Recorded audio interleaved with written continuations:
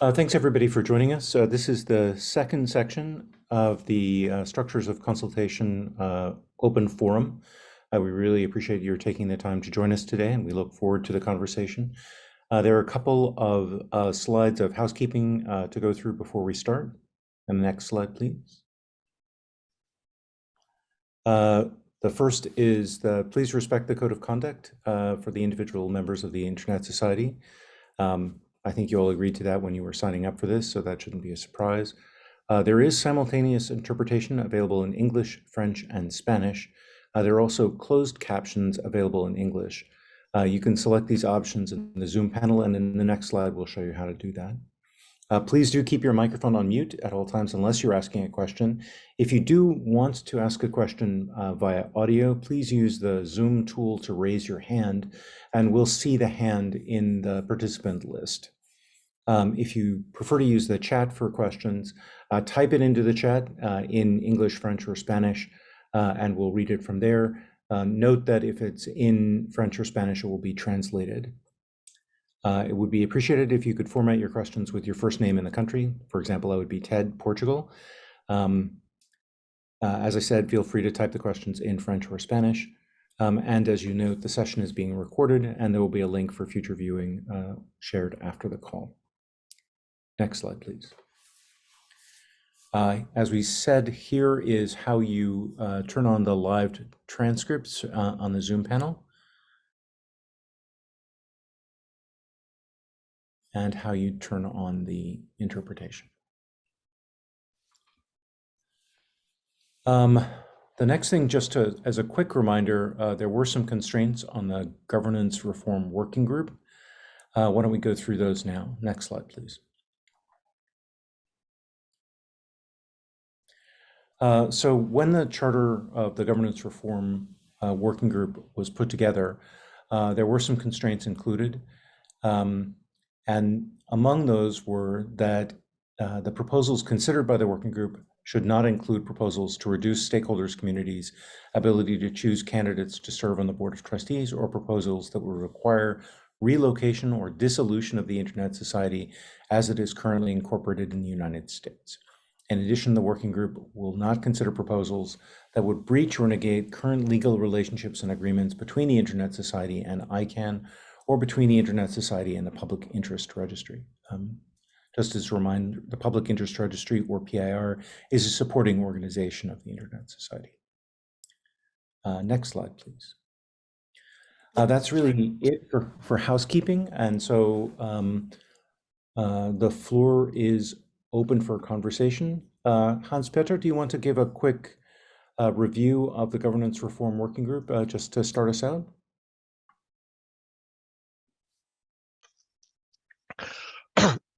Sorry. Good morning, everybody, and welcome. Good morning, at least at my time. Good evening, good afternoon. The governance working group, or the governance reform working group, received on the mailing list from a bit over 100, 200 participants, where only a handful were active over roughly 100 topics, which were all included in the report, which should be considered for reforming the ISOC governance.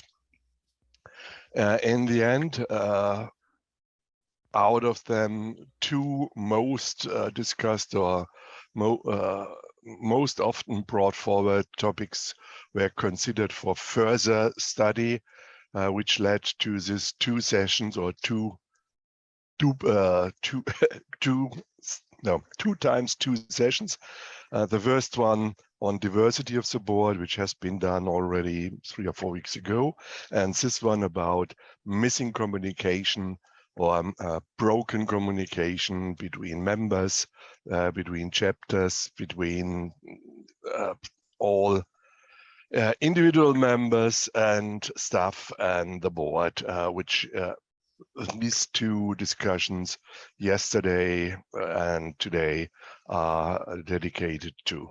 So today, or this hour, should be bringing forward topics or looking at the better communication or improved communication between staff members, organizational members, chapters, and the board. So I think everything else can be written, can be seen in the written report. So please start with your comments and ideas. Thank you, Hans-Peter. And as I said, the floor is now open.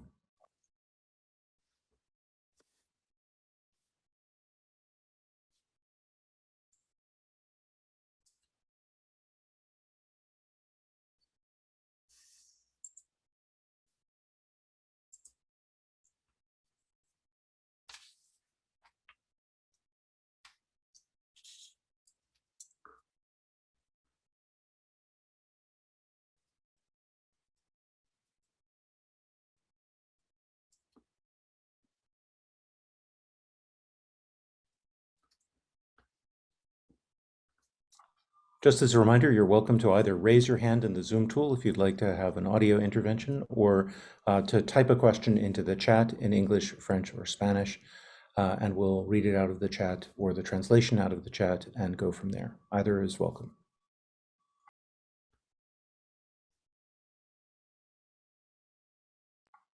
Hans-Peter?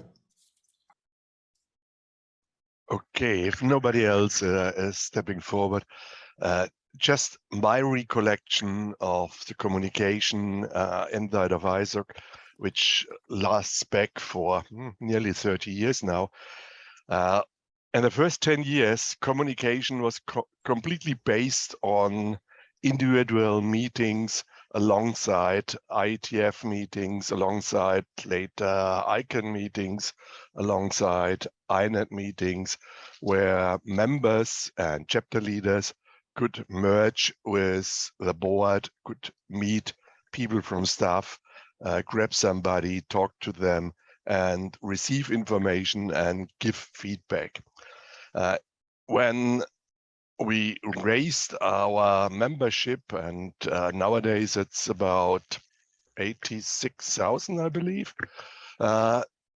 and reduced presence at such meetings, this was no longer possible. So we ISOC tried to improve communication by calling for input for the planning phase, for example, for the yearly planning. ISOC opened up virtual meetings with the board, which weren't, at least during the time I was on the board, was not a real success. In most times we had at most 2 or 3 people signing up. So nothing really worked perfectly.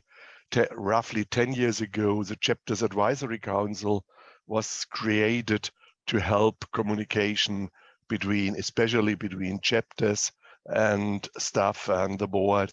But the Chapter Advisory Council, at least to my personal feeling, is more into administrative tasks and less to a free flow of communication.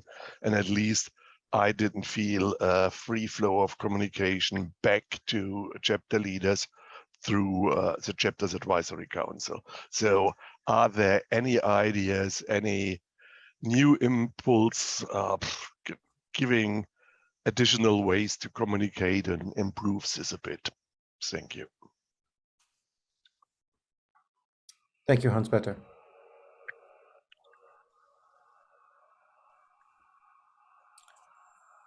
So I'll just reflect one thing from the session that was held earlier, and that is there was a good bit of discussion about experiments, and the question was kind of raised whether the board and staff could run some experiments to figure out if there were particular methods that would be worth exploration and perhaps institutionalization over time.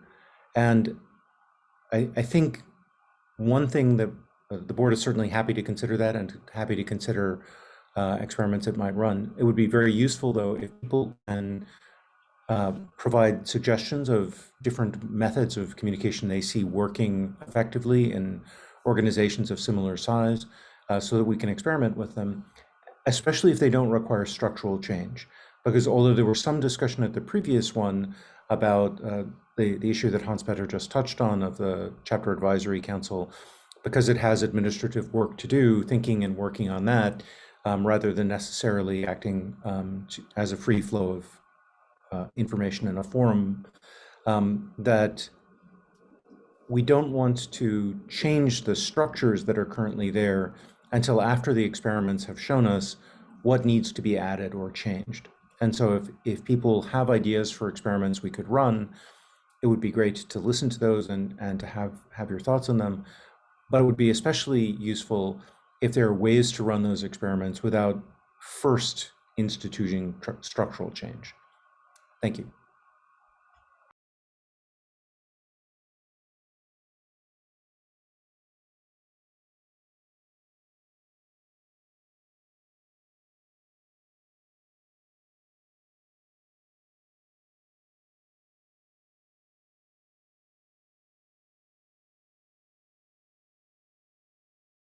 Reflecting Andrew from the chat, current membership, by the way, is nearly 90,000. Good news.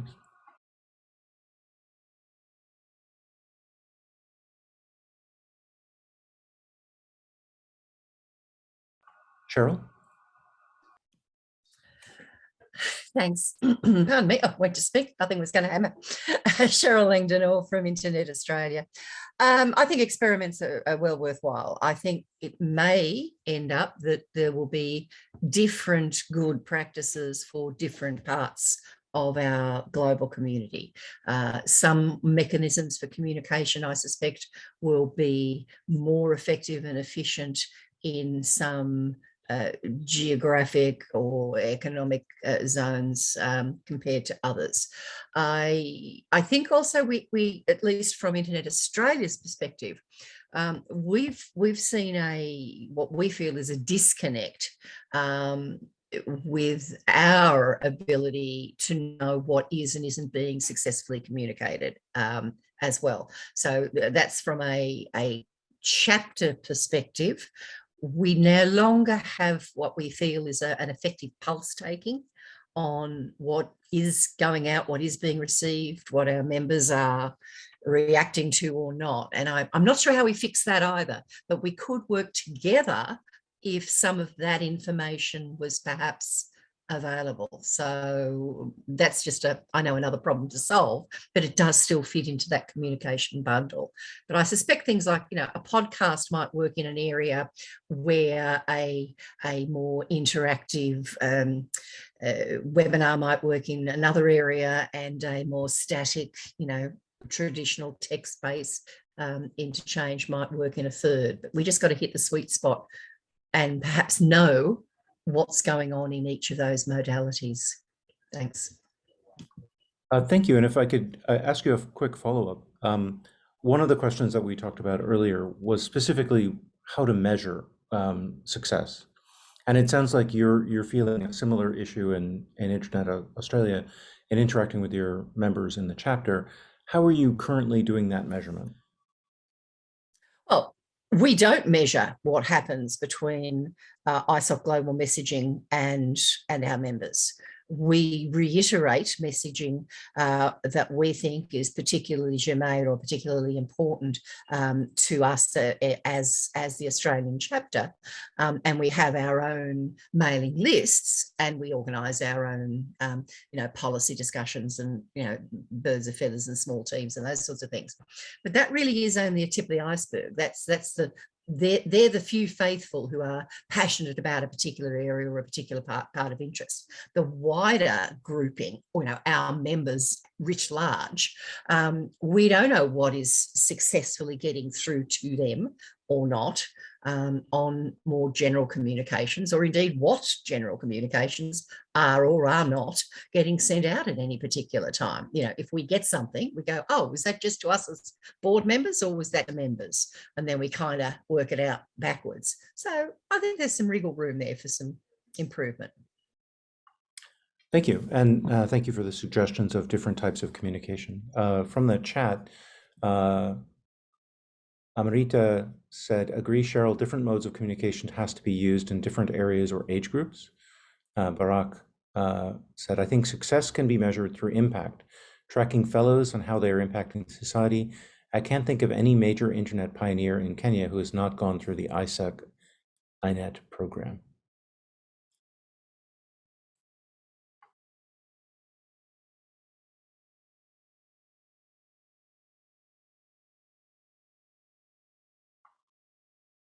Any other reflections from those on the call?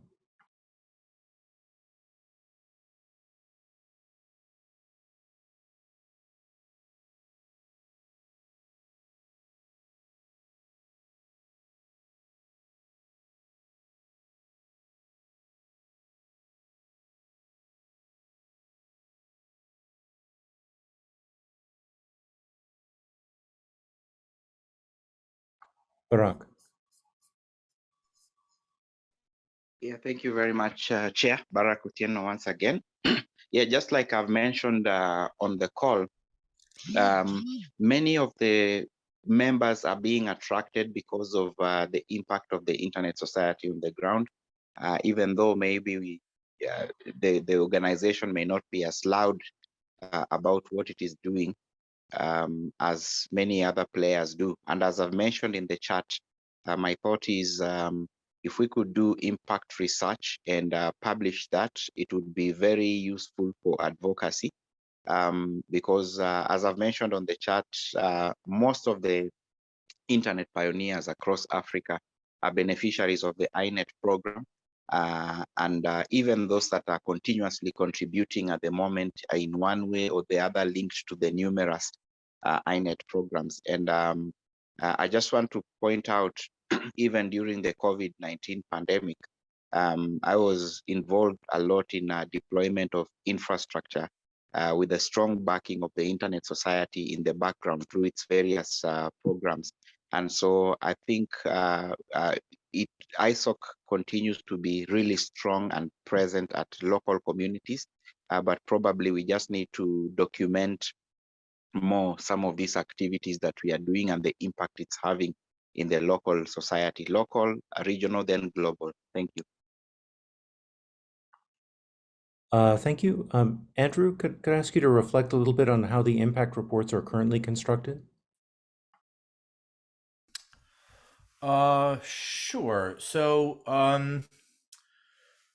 we've been evolving this over the last couple of years. Historically, we had a difficult time sort of writing down the goals of some of the programs, and I think over the last several years we've gotten a little bit better at that.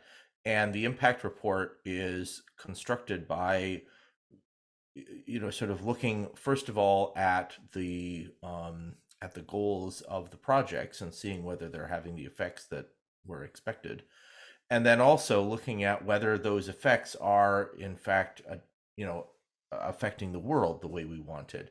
And a lot of what we do in those cases involves looking at how the work that the staff is doing and how the work that the Internet Society in general is doing engages a wider community, has the effects of building or promoting or defending the internet, and continues to show that those fundamental properties of the internet are growing and healthy. Over the last 12 months, we've been doing some additional work on trying to get some measures of that. So you may see, I'm hopeful that in next year's impact report, we'll also be able to identify some key metrics having to do with the healthy internet, that the internet continues to, that the internet way of networking continues to be the dominant model, and so on. So we've been working on those things more and more, but they generally involve trying to figure out how we can get these measurements to really reflect the world, and then to capture the stories that illustrate how those things work. So I hope that gives you the background that you want. Thank you very much. And I think one of the things that if I can reflect for a moment on what Barack was saying, is that there are a lot of individual stories of impact. And as you were saying, in Kenya, pretty much everybody has an individual story of impact of the Internet Society on their journey to understanding and participating in the Internet. How we gather those stories into the larger narrative is a real question, because it may be the case that there are people who have felt an impact that we didn't know were part of the project, but who felt the impact of the project in some way. And it's quite difficult for us post facto to identify them and figure out what that impact was. But I do think that we probably do want to think a bit about when and how the communication of the impact occurs, and maybe a solicitation, a broad solicitation at one point during the development of it to say, if you were impacted or if you had reflection on it, we're currently gathering those reflections, and we'll try and take that into account when we assess the impact or success of a particular project. So, we have staff who are directly involved with the community in wherever those projects touch the community, and generally speaking, the way that that's fed back is through the staff who have gathered these stories and so on. There may be some value in doing a wider call for additional stories and so on, and we can look at how to do that. The one danger, of course, is that part of the goal of the impact report is to make sure that we that we can use that to attract new people, and so sometimes sometimes the things that are reflected back to us as a community and the things that get reflected outwards are that they don't line up perfectly, because people who are interested in the Internet Society have different interests than those who are only starting to be interested in the Internet Society, and so we've got to we've maybe got to figure out two different audiences there. That might mean actually that what we need are different reports, and maybe that's the way to tackle that. But I want to be careful that we don't lose the effect of the impact report in the outward facing part of our mission, because of course it's wonderful, for instance, that we have 90,000 people who are interested in the internet enough to be members of the Internet Society, but I would like that to be 2 orders of magnitude larger, because I think there's a lot of people in the world who are interested in the internet who are still not engaged with the Internet Society, and I think we have an opportunity there. Thank you. And I think your point about there may eventually need to be 2 different reports makes a lot of sense. And I think it goes to what Cheryl was saying as well, that it may be that how you talk to the different groups is variable, both by region and by age, but also by their current level of engagement, right? The report to those who are already engaged may be significantly different, and maybe even in a different form. Thank you, Andrew. Are there other reflections or questions, either please in the chat or by raising your hand in the Zoom tool?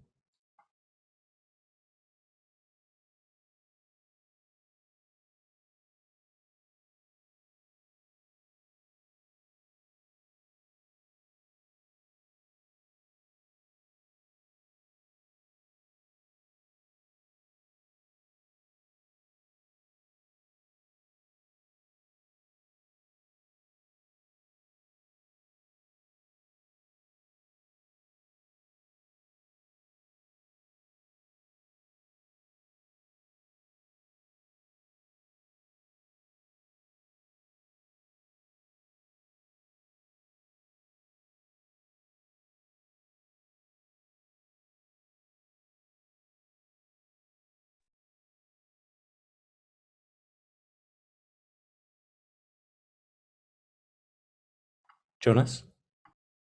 Yes, good morning. I'm from Zimbabwe.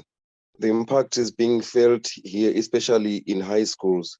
There is a lot of involvement by the organization you find that a lot of school-going children, they are feeling the impact currently here in Zimbabwe. So if you start by maybe trying to make those children understand the impact of the internet society, it then springboards to the adults as we grow. Thank you.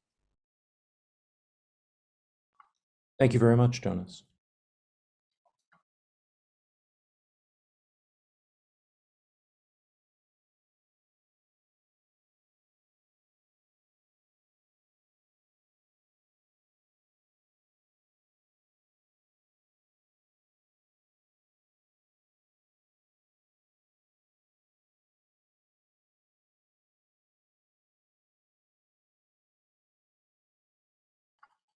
Cheryl and then Mohammed. Cheryl? Thanks a lot. Okay, I've just had an urge, maybe my lunch, blood sugar's suddenly changed. I have the urge to be a devil's advocate. I'm suspecting that one of the things that might not be working particularly well in my thinking here, not my low blood sugar, but rather the exact purpose of the different types of communication, because not all communication is created equally, but it's also got to be effective and fit for purpose.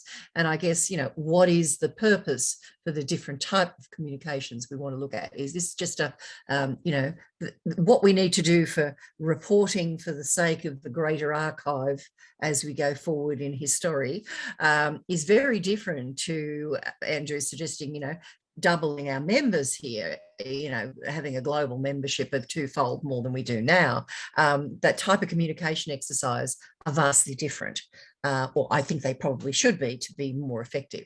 And so I guess we need to have a little bit of thought on the specificity of purpose and design when we also talk about communication. Thanks.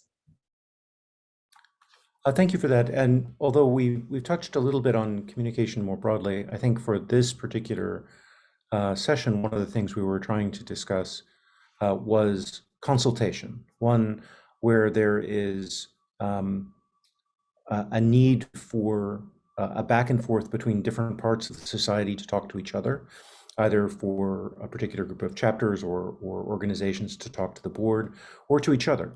And indeed, the number of kind of cross-cutting communication things to allow, for example, the organizational membership to consult the chapter membership or the IETF, or to the board to consult the membership and ask a question. And there, as many people will recall, there are also questions of when that is appropriate, when in particular the board needs to go to the community and consult, or when a particular part of the society should confirm with the broader whole that what it's doing is advancing the mission. So I think, as you say, there are different kinds of communication, but if we focus on today's topic, it's really the consultation form, that two-way street form, that most at issue. But let's just look at policy, which I think is an ideal point that we should be doing consultation about, right? If there is a particular policy piece, some development of consensus opinion, or even new thinking, that is a point where consultation would be, I think, critical. If you want to just have a general information gathering exercise from chapter members, that's probably not necessarily going to be managed at a, if we call global one, and our chapter members many, a one-to-many, as successfully as a regional to many or chapter to many, aggregate and get back. But to do that, you also need more general information communication, preparatory material, even just using the same set of tools and resources, so that you've got greater parity in whatever's happening in a many-to-many as opposed to a one-to-many model.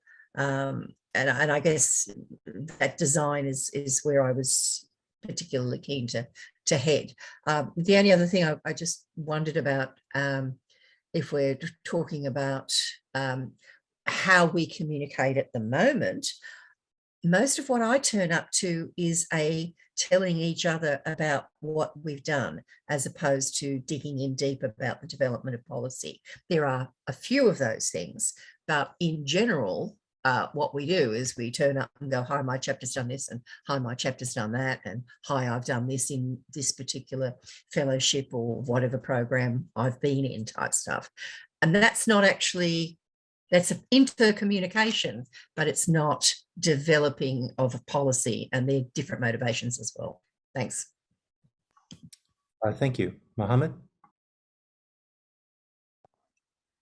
Yes, thank you.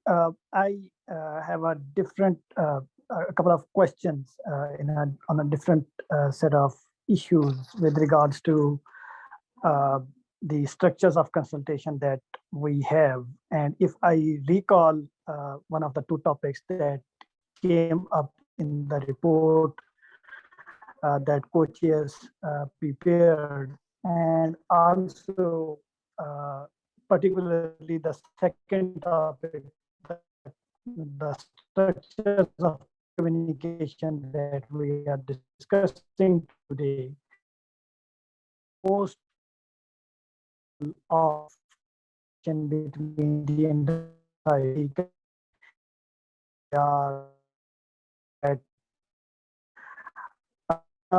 my question members, particularly from the chapter discard, is that what are the other examples that they can where it did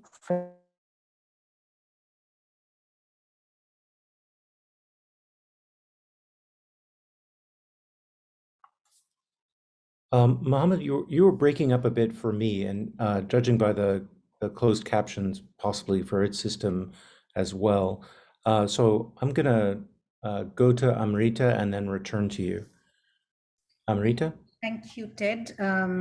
Amrita for the record. So in case you're talking about how the board can consult with community, well, it could be when there is an issue, but the consultations may be a bit different. For example, many a times when there are calls which are, I don't really know whether the invite goes to all chapter members or only chapter leaders, etc., because sometimes we are not aware of how the invitations go, because many times, as it was being mentioned, people are veterans in internet society, people are newcomers, they do not have the same level of understanding, and even depending upon geographical regions. So the consultations has to keep those points in mind, when the consultations do take place.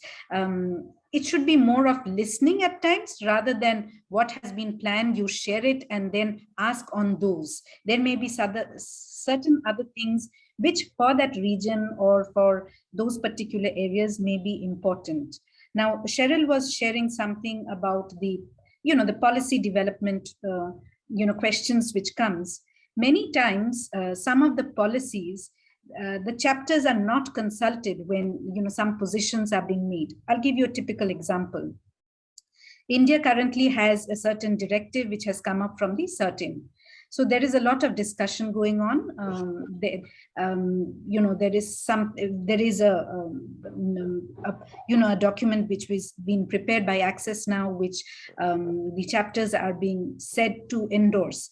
Now, many chapters may endorse many of the points, but there may be certain points which may not be certain things suitable for them. So my question is, has the chapters even been asked whether are you okay for endorsing it, or are there certain things which needs to be changed, for example, or have the chapters with, India, for example, has 6 chapters spread across and we have a good number of members. Have they even been consulted what they are, what their views are? Sometimes it is kind of trusted, I would say. I'm not using a really good word, but I think sometimes taking inputs or dipping into what the various chapters feel also could, and if it is reflected in those documents, also help. Thank you. Thank you. Picking up on the conversation in parallel in the chat,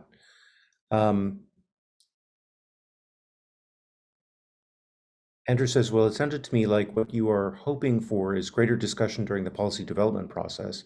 As I understood it, the process predates my arrival in this job. The point of the fairly long consultation period was precisely to allow chapters to have their discussion about the policy in question. Now, I'll point out that what Andrew is talking about there is in the PDP is one that's sort of controlled as a process by the Internet Society.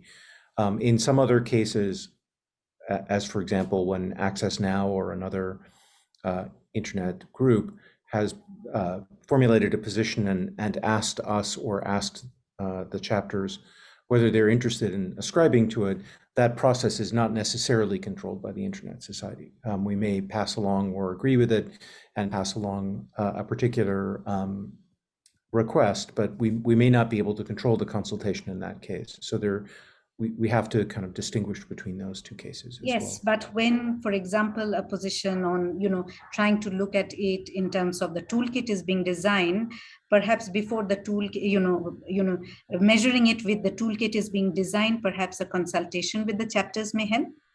Certain things are with partners, that's a different thing. I'm just saying it as an example because many times it so happens that when it is about a country, I understand that Internet Society works with various partners, chapters, organizations, etc. But if chapters are being, a consultation with the chapters definitely may not be all that bad.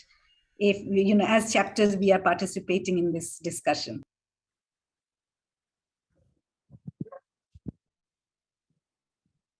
Thank you. Just to reflect again from the parallel conversation in the chat, I guess, Andrew, I would be happy for review and overhauls if needed on PDP. Andrew, I think the signing on to open letters is not governed by the PDP, as Ted is currently saying, but that is only a type of consultation and communication. Cheryl replies, early input can gain greater support is what I'm hearing from Amrita. Amrita is replying, yes, Cheryl, and Andrew replies, the toolkits under the Internet Way of Networking effort did go through the PDP over the last 2 years. And I think part of what we're hearing here is the level of consultation that we can and do during the PDP may be appropriate for some things, but for other kinds of things, when things have to move at speed because they're being driven by other parties, sometimes by our partners and frankly, sometimes by the people with whom we need to have an external conversation, like a government engaged in a shutdown or similar. We have other kinds of things going on, and those don't follow at the same pace, and we have to take those into account. But we can't drop the idea that there is consultation, but we simply have to take it in a different form.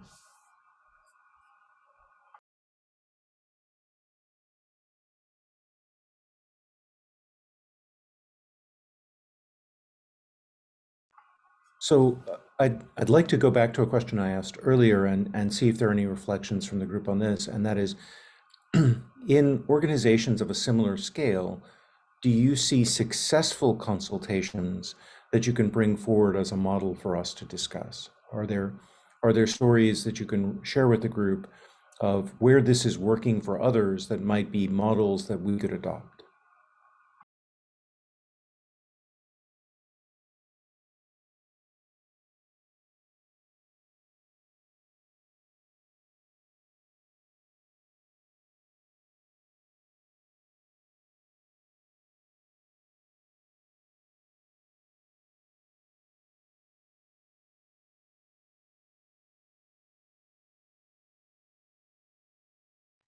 And obviously, if you have other interventions or other comments or questions to make, you don't have to answer that one. Feel free to raise those as well, either by raising your hand in the Zoom tool or putting them in the chat.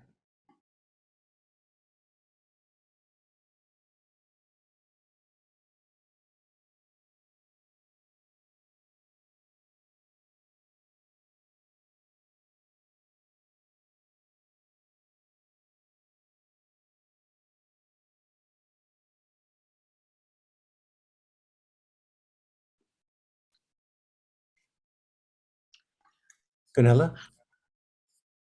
Hello, thank you. This is Gunilla Astbrink, the chair of the Accessibility Standing Group. Unfortunately, I had a meeting clash, so I missed the earlier part of a meeting, and therefore this may already have been discussed. But there's a new structure of special interest groups and standing groups, and when it comes to the level of consultation and also the interaction with the Chapter Advisory Council, we would like to see more standing, I suppose, in being able to vote, being able to present our case. And while I'm talking for the Accessibility Standing Group, there might be similar expressions from other SIGs and standing groups as well. Thank you. Thank you.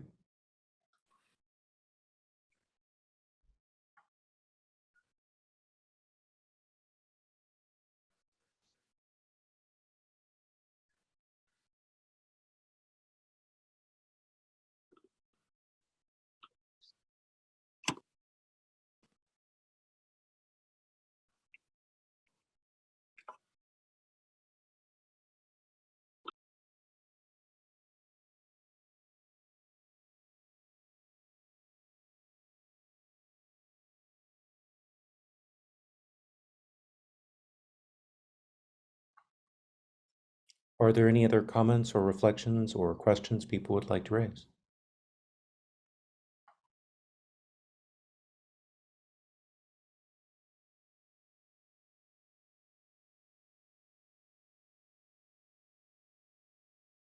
Cheryl. I did. I'm sorry. I should stop putting my hand up. It's not a formal methodology that I've seen used and was designed in a particular way to be successful, or was tested and being piloted or whatever.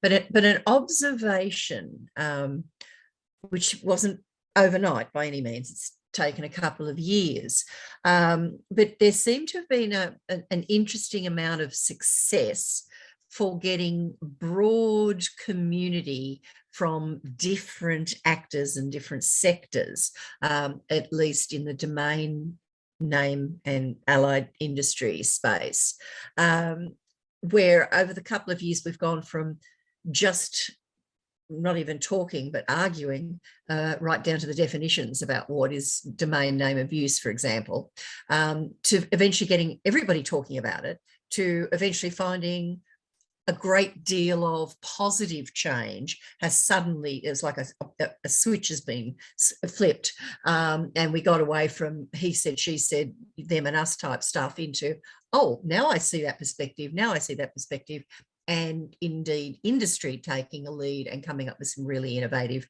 solutions and ways forward.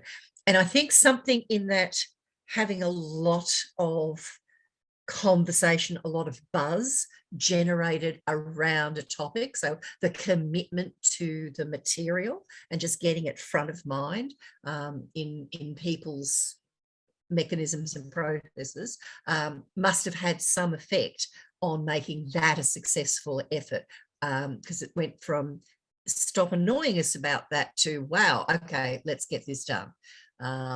Wasn't overnight, but it did happen. And that obviously is an ICANN example. Thanks.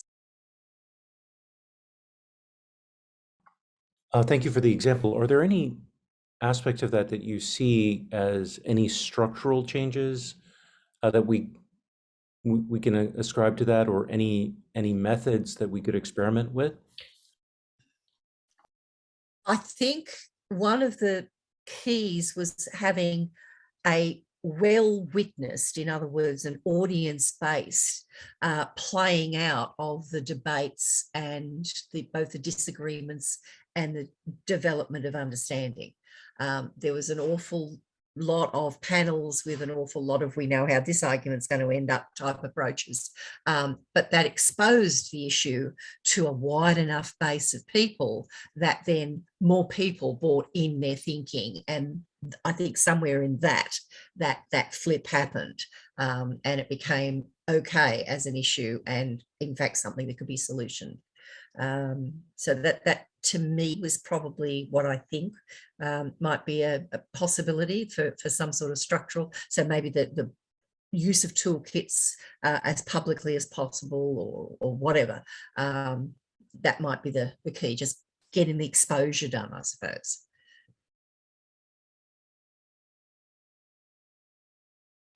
So just to confirm my understanding, it sounds a bit like what you're describing as a situation in which the initial set of participants were polarized. And by broadening the set of participants, the polarized set ceased to be the dominant group, that the other participants had either a more balanced view or a wider range of views. So the polarization was no longer kind of front and center in the conversation, and the conversation could go in more productive discussions. It was even more than the moving on the spectrum from polarized, and they was very polarized to begin with. It was the fact that it was it was a resistant to change. It was a fear of change. It was a what is in this, what's in it for me approach. And then with sufficient, in inverted commas, wide or public interest, there was a, oh, hang on, there could be some real benefits if. And so there was commercial drivers there as well. It wasn't just a polarizing of view that was then drowned out by a weight of medium thoughts. There was, in fact, a hang on, there is a benefit to going down a pathway that I wasn't wanting to go down in the first place. And so that was what brought it more to the center. Thanks. Thank you for the additional color.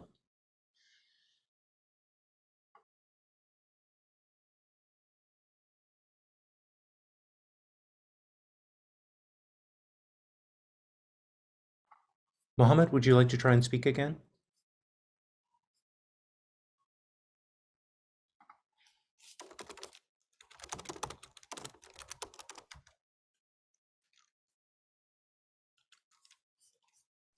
No, Ted, this was an old hand. No, because you were breaking up the first time, we actually couldn't hear a good bit of your first intervention. So I was inviting you to go back to that and try again. Okay, I think part of the questions that I wanted to ask was answered by Amrita and Cheryl. Second part of that was that Internet Society does consult on some parts from chapters and members as well. And one example would be the action plan, yearly action plan. I'm not sure, and perhaps Andrew would be in a better position to tell that how many chapters and members contributed to the current year action plan 2022 in the Internet Society, in the development of it. But perhaps this is one of the ways, and we can start from there, that if there were some reflections, either from the participants here or any lessons that Internet Society may have learned in consultation of its action plan 2022, which may be implemented in next yearly action plans. Thanks for the question. So the way the action plan is developed, I mean, it is a plan for staff, and it's a plan that the staff have to deliver on. So ultimately, it can't be developed as a community effort. Now, I mean, we could change that, right? We could change the nature of the Internet Society so that we didn't depend on a professional staff. But as things stand, that's what that plan is. What we do have is a fairly significant effort to consult with people to see whether they're interested in various kinds of projects and so on. And the projects that make it in, one of the criteria that we use is, did people express interest in this? we do have a bit of a difficulty there in that the very highest response rate that we've ever had on a consultation with chapters was about 30%. So we don't get a high response rate on any consultation that we do. And this, tends to mean that it's difficult to evaluate whether chapters are so much interested in these things. But we get pretty high positive responses from some very engaged chapters who are quite interested in various topics. So, for instance, we've had positive reactions this year to the effort around digital sovereignty, and so that was one of the ones that was in fact part of the reason that ended up as one of the projects, because it was pretty obvious that there were a lot of people interested in that topic.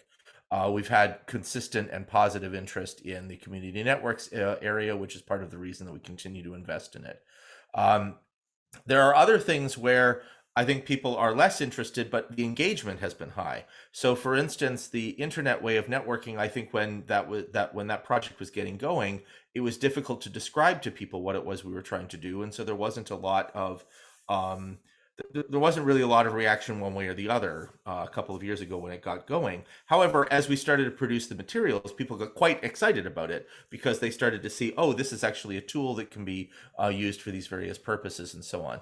So, there's a combination of two pieces to this. One is the formal mechanisms by which we consult with people to see whether whether there is interest in a given area or not. And the other are the more informal mechanisms that we use through the staff. We have staff who regularly interact with the chapters and with the chapter leaders and so on. And that's another important part of what we try to take into account when we're developing the action plan. Now I see a clarifying question. No, so it's the response rate to the chapter leaders, because generally speaking, we've had the instructions that what we really need to do is engage with the chapters through the chapter leaders. We can't engage directly with chapter members as qua members of chapters. We can engage directly with individual members of the Internet Society, but in order to engage with the chapters, we have to deal through the chapter delegates list. Thank you for that clarification. Mohammed, did you have a follow-up? Not a follow-up question, but just a small question for the Internet Society, for the policymakers to think upon that if we want different answers, perhaps we need to change the way we ask questions so that we get better answers and different answers. Thank you.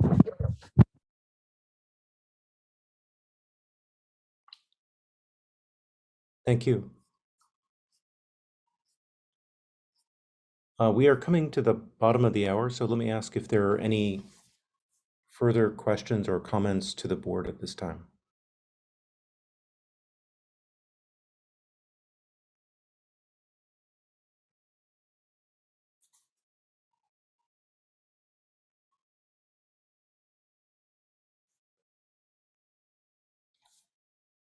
Okay, let me then close the meeting by thanking everybody for their time and attention today, for coming and giving your thoughts and your ideas.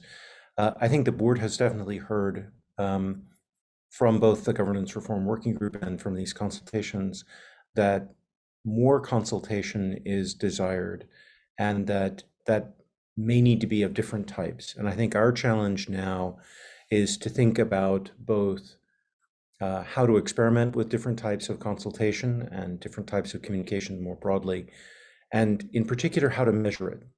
And I think one of the challenges that will continue to come to the other parts of the society and ask for help with is looking for models elsewhere that people have found were successful and how those were measured to demonstrate that success. I think we're quite concerned to make sure that we don't spend a great deal of the time and effort of the members of the society in doing something that doesn't in fact either reach a large number of people or hear a large number of voices, or otherwise kind of meet the success of a consultation. So although this meeting is ending, I do encourage you to continue thinking about the problem and to share with the board any models of experiments or structures that you see working in the world. And we'll continue thinking through how to increase the overall level of consultation in appropriate ways. Thanks to everybody for your attendance today.